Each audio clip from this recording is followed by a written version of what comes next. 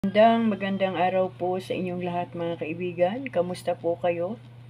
Lagi po tayong mag-iingat dahil laganap po ang sakit ngayon, gaya po ng lagnat, ubo at saka sipon.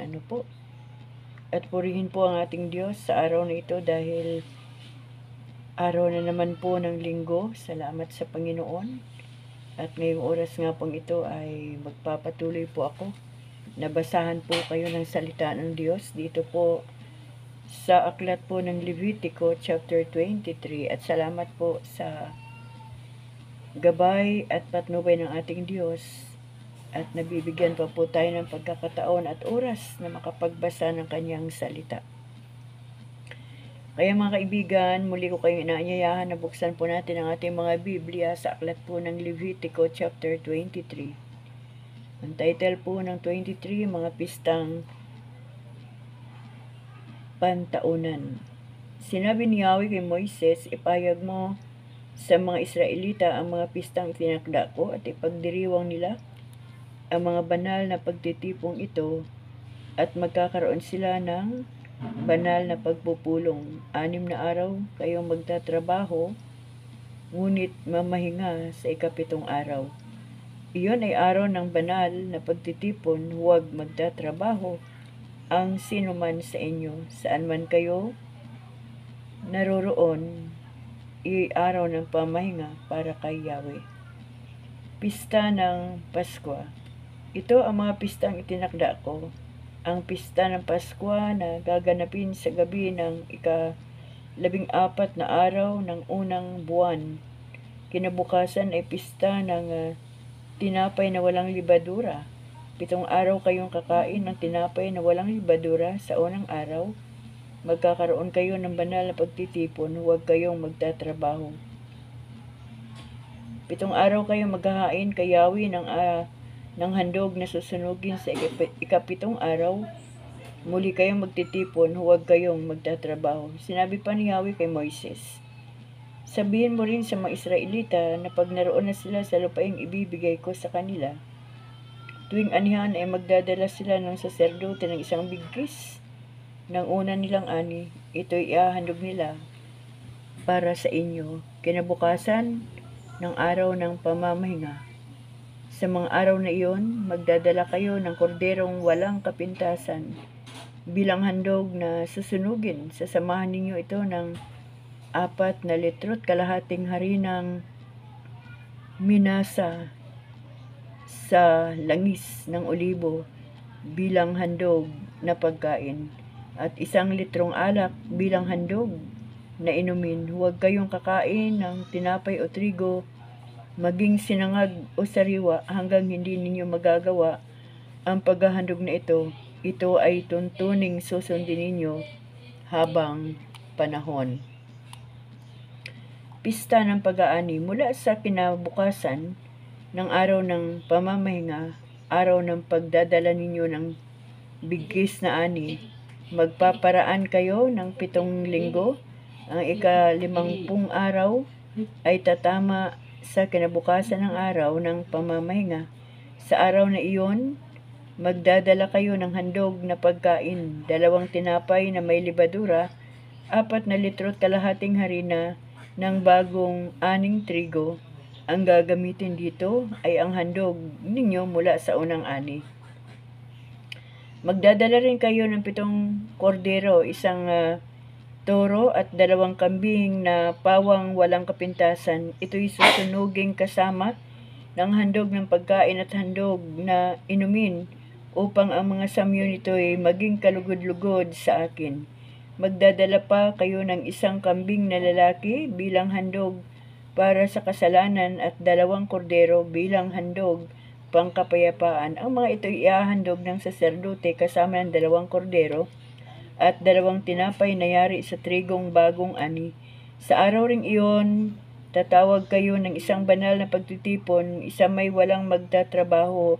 Ang tuntuning ito ay susundin ninyo habang panahon.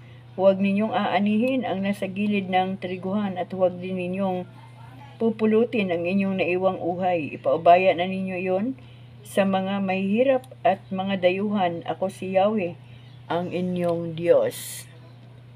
Pista ng Bagong Taon.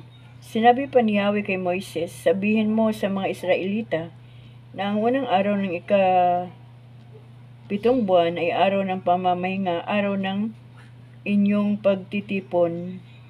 Ihuhudyat ito sa pamamagitan ng mga trompeta. Sa araw na iyon, huwag kayong magtrabaho o magtatrabaho. Kayo'y magdadala kay Yahweh ng handog na pagkain. Piyesta ng Pagbabayad Sala. Sinabi pa rin ni Yahweh kay Moises, ang ika-10 araw ng ika-7 buwan ay araw ng pagbabayad sala. Magkaroon kayo ng banal na pagtitipon. Sa araw na iyon, mag-aayuno kayo at mag-aalay ng handog na pagkain. Huwag kayong magtatrabaho sa araw na iyon, sapagkat isasagawa ang pagbabayad sala ninyo sa harapan ni Yahweh rin na inyong Diyos. Ang hindi mag-aayuno sa araw na iyon ay ititiwalag sa bayan ng Diyos. Papatayin ko sa harapan ng madla ang sinumang magtrabaho. Kaya huwag kayong gagawa ng anuman sa araw na iyon. Ito ay batas na dapat ninyong sundin habang panahon. Sa araw na iyon, huwag nga kayong magtatrabaho mula sa gabi ng ika-9 na araw hanggang sa kinabukasan ng hapon at mag-aayuno kayo sa mga araw na iyon. Pista ng mga Tulda. Sinabi pa ni Yahweh kay Moises, sabihin mo rin sa mga Israelita mula sa ika-15 araw na ika-7 buwan, magsisimula ang pista ng mga Tulda. 7 araw ninyo itong ipagdiriwang. Sa unang araw, magkakaroon kayo ng banal na pagtitipon at huwag kayong magtatrabaho. 7 araw kayong maghahandog kay Yahweh ng handog na pagkain. Sa ika-8 araw, magtitipon kayo upang sumamba at mag-aalay kayo ng handog na pagkain. Araw iyon ng pagsamba, kaya huwag kayong magtatrabaho.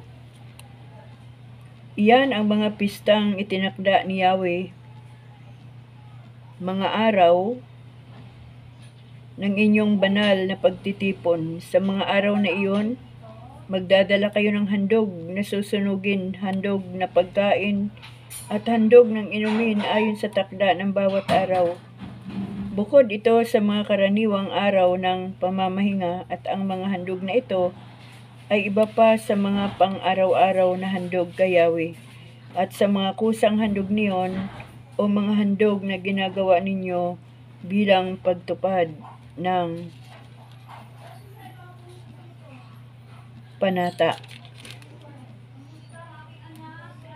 Sa ika-15 araw ng ika-7 buwan, pagkatapos ng pag-aani, 7 araw na kayong magpipista para kay Yahweh. Huwag kayong magtatrabaho sa una at ika-8 araw. Sa unang araw, manguha kayo ng mabubuting bungang kahoy, mga sanga ng palmera, mayayabong na sanga ng kahoy, at mga sausi sa mga tabing ilog. 7 araw kayong magdiriwang sa karangalan ni Yahweh. Ang pistang ito ay ipagdiriwang ninyo tuwing ika-7 buwan, taon-taon. Ito ay tuntuning susundin ninyo habang panahon. Sa buong panahon ng pistang ito, lahat ng Israelita ay sa Tulda titira. Upang malaman ng inyong mga anak na sa mga Tulda tumira ang mga Israelita nang ilabas ko sila sa Ehipto. Ako si Yahweh, ang inyong Diyos.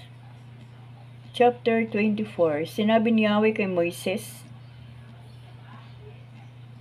iutos mo sa mga Israelita na magdala ng dalisay na langis ng olibo para sa ilaw sa labas ng tabing. Sa loob ng tuldang tipanan, ang mga ilaw na iyon ay sisindihan ni Aaron tuwing hapon at pananatilihing may sindi hanggang umaga. Ito ay tuntuning susundin ninyo habang panahon. Pangalagaan niya ang mga ilaw na ito na nasa patungang ginto upang manatiling maningas sa harapan ni Yahweh. Magluluto kayo ng 12 tinapay, 4 litro't kalahating mainam na harina, ang gagamitin sa bawat isa. Ang mga ito ay ihahanay ng tiga-anim sa ibabaw ng misang ginto. Pagkat bawat hanay ay lalagyan ng dalisay na kamanyang na pagkatapos ay susunugin bilang alaala kay Yahweh. Tuwing araw ng pamamahinga, ang tinapay na ito ay ihahandog kay Yahweh. Ito'y gagawin ng bayang Israel sa habang panahon. Pagkatapos ihandog ang mga tinapay na iyon ay mauuwi kay Aaron at sa kanyang mga anak. Kakainin nila iyon sa banal na dako pagkat yaoy itinalaga kay Yahweh. Ito ang tuntuning dapat sundin habang panahon. Nang panahong iyon, may isang Israelitang pumasok sa kampamento ng Israel. Ang ama niya ay si Ehipsyo. At Israelita naman ang ina na ang pangalay Silomet, anak ni Debre at mula sa lipi ni Dan. Ang mistisong ito ay napaaway sa isang tunay na Israelita. Sa kanilang pag-aaway, nanungayaw siya at nagsalita ng masama laban sa ngalan ng Diyos. Kaya dinala siya kay Moises, siya ay ipinakulong habang hinihintay ang pasya ni Yahweh. At sinabi ni Yahweh kay Moises, ilabas ninyo sa kampamento ang nagtungayaw. Ipatong sa ulo niya ang kamay ng lahat ng nakarinig sa kanya at pagkatapos ay batuhin siya hanggang mamatay. Sabihin mo sa bayang Israel na magkakasala ang tumungayaw sa kanyang Diyos. Ang magsalita ng masama sa kanyang pangalan ay babatuhin ng lahat, katutubong Israelita o dayuhan hanggang sa mamatay. Ang pumatay ng kapwa ay papatayin din. Kung hayop naman ang pinatay niya, papalitan niya iyon. Pag buhay ang inutang, buhay din ang kabayaran. Ang makapinsala sa kapwa ay pipinsalain din, tulad ng kanyang ginawa. Bali sa bali, mata sa mata, ngipin sa ngipin. Kung ano ang ginawa niya, gayon din ang gagawin sa kanya. Ang makamatay na hayop ng kanyang kapwa ay magbabayad ng hayop din. Ngunit ang pumatay ng kapwa ay papatayin din. Iisa ang batas na pairalin sa katutubong Israelita at sa dayuhan. Ako si Yahweh ang inyong Diyos. Nang masabi na ito ni Moises, inilabas nila sa kampamento ang nanungayaw at binato hanggang mamatay. Sinunod naman ng mga Israelita ang mga utos ni Yahweh na ibinigay niya kay Moises. Chapter 25. Sinabi pa ni Yahweh kay Moises, nang sila'y nasa bundok ng Sinai, sabihin mo sa mga Israelita na pagpasok nila sa lupaing ibinigay ko sa inyo, pati lupain ay pagpapahingahin. 6 na taon ninyong tatamnan ang inyong bukirin at alagaan ang mga ubasan. Sa 7 taon, pagpahingahin ninyo ang lupain. Huwag ninyong tataniman sa taong yaon ang inyong bukirin at huwag babawasan ng sanga ang inyong ubasan. Ang lahat ng maaanid roon ay para sa lahat, sa inyong mga alipin, sa mga upahang manggagawa, sa mga dayuhan, sa inyong mga kawan at iba pang mga hayop. Ang taon ng paglaya, bibilang kayo ng 7 taon ng pamamahinga, 7 tigpipito, 49 na lahat. Pagkalipas nito, sa 10 araw ng 7 buwan, araw ng pagtubos, hihipan ng malakas ang mga trompeta sa buong lupain.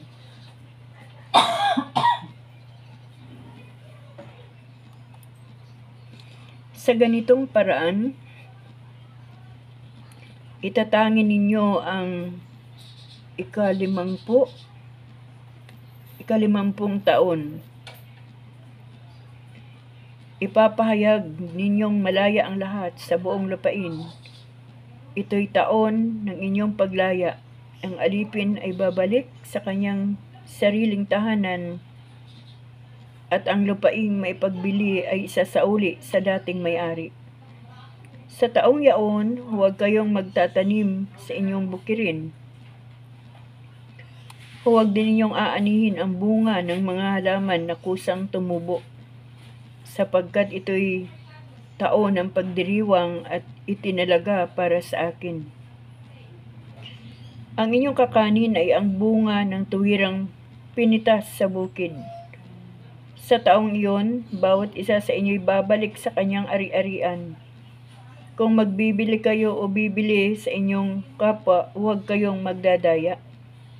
Magbabayad kayo ayon sa dami ng taon mula sa huling taon ng paglaya. At magbibili naman ayon sa dami ng taon ng pamumunga bago dumating ang sunod na taon ng paglaya. Pagdami ng taong natitira pa. Mataas ang halaga kung ilang taon na ang natitira, mas maliit ang halaga sapagkat ang batayan ay ang dami sa pag-aani. Maging tapat kayo sa isa't isa at matakot sa akin. Ako si Yahweh, ang inyong Diyos. Kaya ingatan ninyo ang mga tuntunin at inyong tutuparin ang aking mga utos, upang kayo'y maging matatag sa lupaing pupuntahan ninyo. Sa gayon, mag-aani kayo ng sagana at hindi magugutom. Huwag ninyong ikabahala ang kakanin ninyo sa 7 taon. Kung hindi kayo magtatanim, pasasaganain ko ang inyong ani tuwing 6 na taon. Ano pat magiging sapat iyon para sa 3 taon. Kayo'y maghahasik sa 8 taon, ngunit laon pa rin ang kakanin ninyo hanggang sa anihan ng 9 na taon. Paglaya ng ari-arian. Hindi ninyo maipagbibili ng lubusan ang lupa sapagkat iyon ay akin. Pinatitirhan ko lamang sa inyo, kaya maipagbili man ang alinmang bahagi ng inyong lupain, iyon ay kailangang magbalik sa dating may-ari. Kung sa inyo'y may maghirap at mapilitang magbili ng kanyang ari-arian, tutubusin agad iyon ng pinakamalapit niyang kamag-anak. Kung wala siyang kamag-anak na makatutubos niyon, siya na rin ang tutubos pag umunlad uli ang kanyang kabuhayan.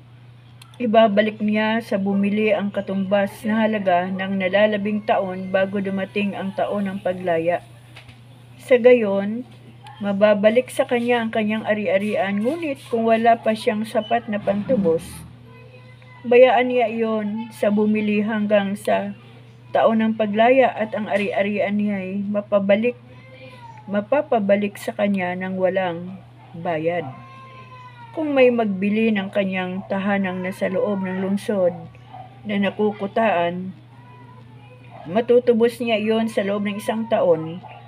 Kung hindi niya matubos iyon sa loob ng 1 taon, ang tahanay magiging lubos na ng pag-aari ng nakabili kahit sumapit pa ang taon ng paglaya.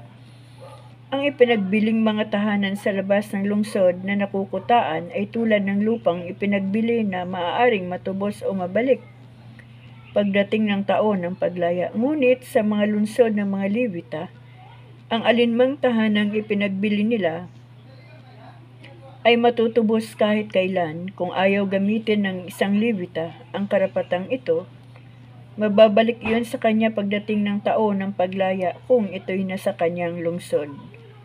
Sapagkat ang mga tahanang tulad nito ay lubos na pag-aari ng mga Levita. Pinakamana nila sa bansang Israel, ngunit ang mga pastulan sa palibot ng kanilang mga bayan ay di maaaring ipagbili sapagkat iyo'y pag-aari nila magpakailanman. Pagpapautang sa maralita. Kung ang isang kababayan ay maghirap, ano pat di na nga makakayang buhayin ang sarili, arugain mo na siya tulad ng isang dayuhang nakikipamayan sa inyo.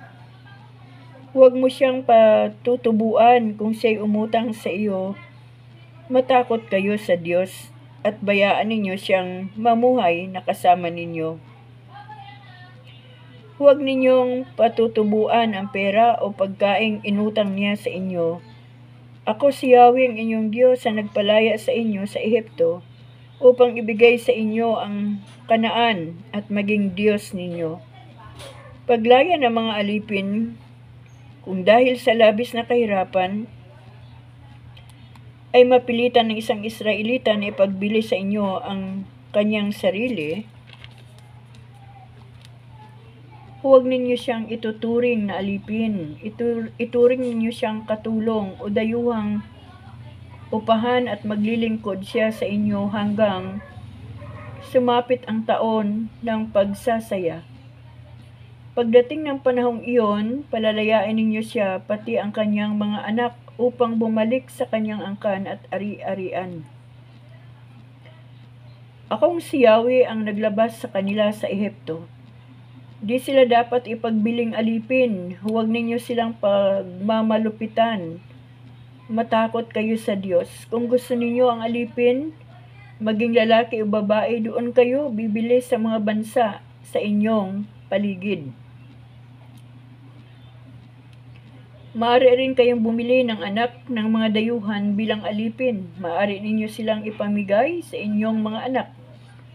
At maaari rin ninyo silang gawing alipin, ngunit huwag ninyong aalipinin o pagmamalupitan ang kapwa ninyo, Israelita.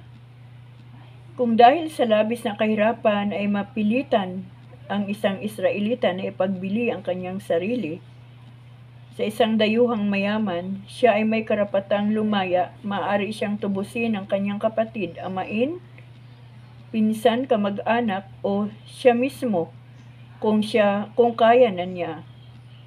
Ang halaga ng pagkabili sa kanya ay tutubusin mula nang bilhin siya hanggang sa taon ng paglaya.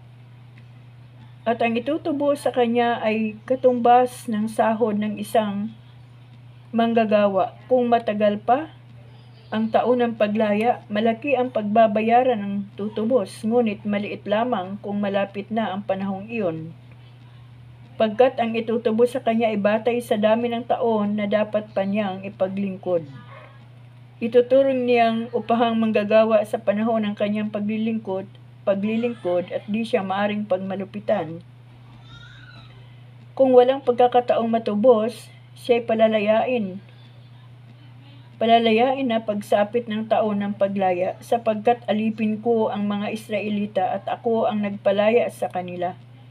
Sa Ehipto, ako si Yahweh, ang Diyos ninyo. Purihin po ang Panginoon, mga kaibigan, sa pagkabasa po natin ng salita ng ating Panginoon.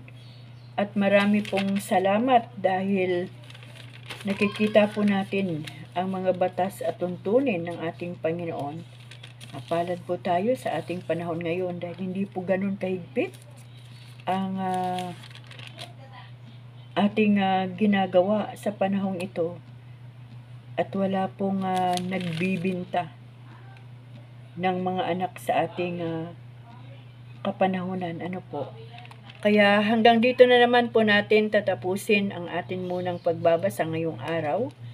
At loobin ng Diyos, mga kapatid, na sa araw ng bukas ay mabasa ko po uli. At ilalagay ko po sa ayos ang oras ng aking bidyong ito. Tuwing alas 12 po ng tanghali ay inyo pong maririnig itong aking Bible reading. Maraming salamat po muli sa inyong lahat, mga kaibigan.